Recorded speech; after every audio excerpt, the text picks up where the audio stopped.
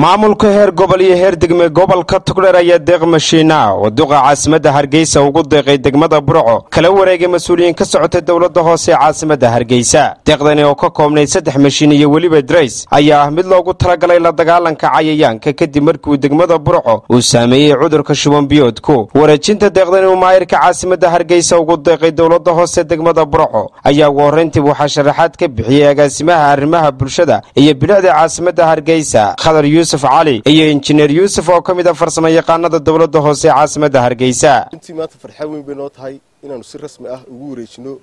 maayirka magaalada Burco deeqdii maayirka magaalada Hargeysa uu ugu soo deeqay gurmadka runtii degmadan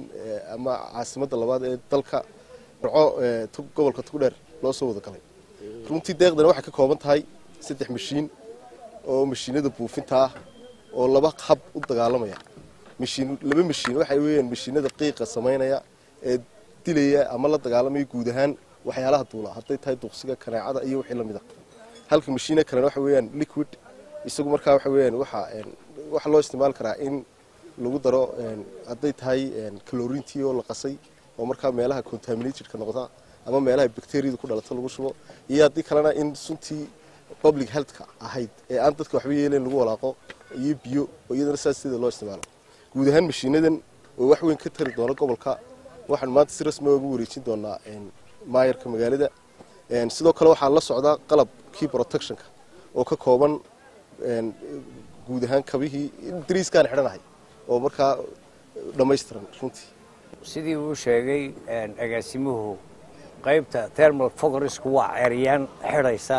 tulin tuula ama cayayaan tuula iyo mid dhulka fadhiya iyo mid tigayaba taa la yiraahdo waxa laga yaabaa xabada kaliya ee thermal fogarkii inay tuurto 20 square meter inay mar kaliya buuxisa taa la yiraahdo qaybta kale ee tibiyihii wax weeyaan taa la yiraahdo mid iyaduna la dagaalamaysa waxa la yiraahdaa wixii infection ka sameyn lahaa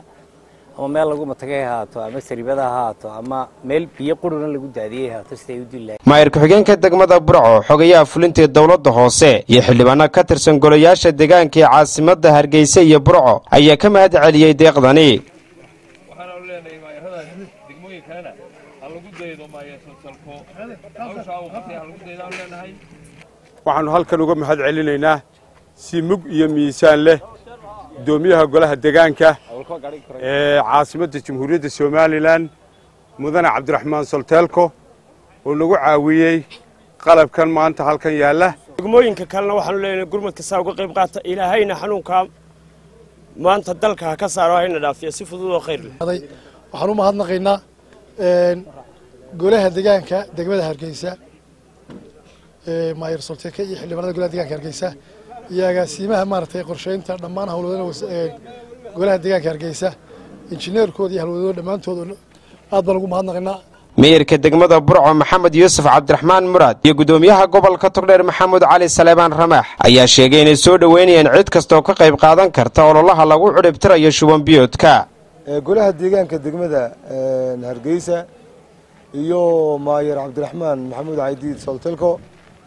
oo maayiranu aad saaxiib u nahay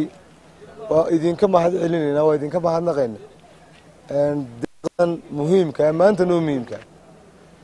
maanta waqtigaanu joogno waa muhiim shayga yar waa muhiim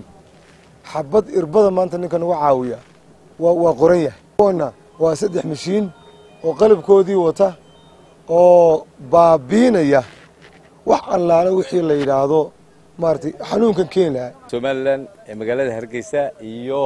golihiisa deegaanka iyo hawlwadeenada dawladda hoose Hargeysa oo runtii xil weyn iska saaray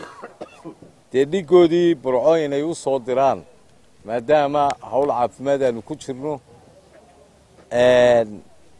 mishiinada sida la sheegay waxay naga anfici doonaan buufintii dawladda hoose Burco way hanan doontaa ومحمد إبراهيم بريتش